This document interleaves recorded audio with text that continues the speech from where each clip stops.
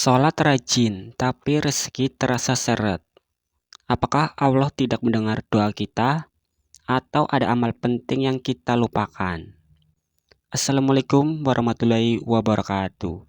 Sahabat beriman, sholat adalah tiang agama, sumber ketenangan, dan kunci surga. Tapi mungkin kita pernah bertanya dalam hati, kenapa saya sudah sholat, tapi hidup masih terasa susah? Masalah terus datang, rezeki terasa sempit. Teman-teman, pertanyaan ini wajar.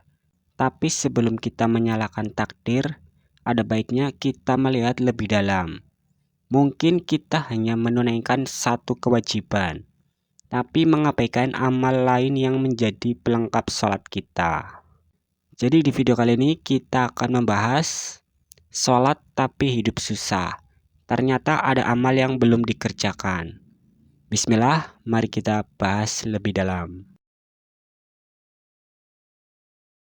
Pertama-tama kita memahami hakikat sholat. Sholat bukan hanya gerakan dan bacaan. Sholat adalah komunikasi langsung dengan Allah Subhanahu wa Ta'ala. Dalam hadis riwayat Baihaqi, Rasulullah bersabda, sholat adalah tiang agama. Siapa yang menegakkan berarti ia menegakkan agama. Dan siapa yang meninggalkan berarti ia merobohkan agama. Hadis riwayat Baihaqi. Namun, sholat bukan satu-satunya ibadah yang menentukan kelapangan hidup. Ibarat pintu utama, tapi pintu itu perlu kunci tambahan agar terbuka sempurna. Banyak orang hanya fokus pada pintu, tapi lupa membawa kuncinya. Ada beberapa amal penting sering kita abaikan. Padahal inilah yang melancarkan rezeki dan memudahkan urusan. Yang pertama, silaturahmi. Dalam hadis riwayat Bukhari dan Muslim, Rasulullah bersabda, siapa yang ingin diluaskan rezekinya dan dipanjangkan umurnya, hendaklah ia menyambung silaturahmi. Hadis riwayat Bukhari dan Muslim. Banyak orang yang rajin sholat, tapi memutus hubungan keluarga karena masalah kecil. Yang kedua, sedekah. Sedekah bukan hanya mengeluarkan uang, tapi juga mengeluarkan hati dari sifat kikir. Dalam hadis riwayat Muslim, Rasulullah bersabda, sedekah tidak akan mengurangi harta. Hadis riwayat Muslim. Justru sedekah menjadi magnet pintu rezeki. Yang ketiga, istighfar. Dalam Al-Quran, Nabi Nuh alaihissalam berkata kepada kaumnya, diabadikan dalam Quran surah Nuh ayat 10-12. Allah Subhanahu wa Ta'ala berfirman, maka aku berkata kepada mereka, mohonlah ampunan kepada Tuhanmu, sungguh Dia Maha Pengampun. Quran surah Nuh ayat 10. Niscaya Dia akan menurunkan hujan yang lebat dari langit kepadamu. Quran surah Nuh ayat 11.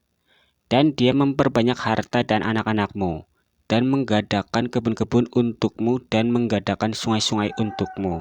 Quran surah Nuh ayat 12. Teman-teman, adapun kisah nyata yang menginspirasi. Dahulu, ada seorang pedagang di Madinah yang sangat rajin sholat. Tapi usahanya selalu rugi. Hingga suatu hari, beliau mendengar hadis tentang sedekah. Beliau memutuskan setiap pagi sebelum berangkat berdagang, ia memberi makan seorang miskin di pasar.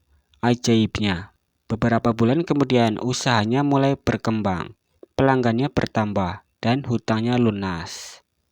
Ternyata bukan sholatnya yang kurang, tapi amal pendukungnya yang belum beliau kerjakan. Teman-teman, sholat membuat hati kita tenang. Amal pendukung melancarkan urusan dunia kita. Keduanya tidak bisa dipisahkan, sama seperti tanaman. Sholat adalah akarnya, amal lain adalah pupuk dari airnya. Tanpa pupuk, tanaman hidup tapi merana. Sahabat beriman yang dirahmati Allah Subhanahu wa Ta'ala, jika kita merasa hidup susah padahal sudah sholat, mari kita cek, apakah kita sudah menyambung silaturahmi, sudahkah kita bersedekah, sudahkah kita banyak istighfar, dan sudahkah kita membuat orang tua kita tersenyum? Karena bisa jadi bukan Allah yang menahan rezeki kita, tapi kitalah yang belum membuka semua pintu yang Allah sediakan. Sahabat beriman, sholat adalah awal perjalanan, bukan akhir. Lengkapi dengan amal pendukung, dan insya Allah hidup kita akan dipenuhi dengan keberkahan. Amin. Jadi itu pembahasan di video kali ini tentang sholat tapi hidup susah. Ternyata ada amal yang belum dikerjakan. Semoga video ini bermanfaat. Sebelum saya akhiri, ingat yang benar datangnya dari Allah Subhanahu wa Ta'ala. Khilaf atau keliru datangnya dari diri saya pribadi sebagai manusia biasa. Saya akhiri, sampai ketemu di video berikutnya. Wassalamualaikum warahmatullahi wabarakatuh.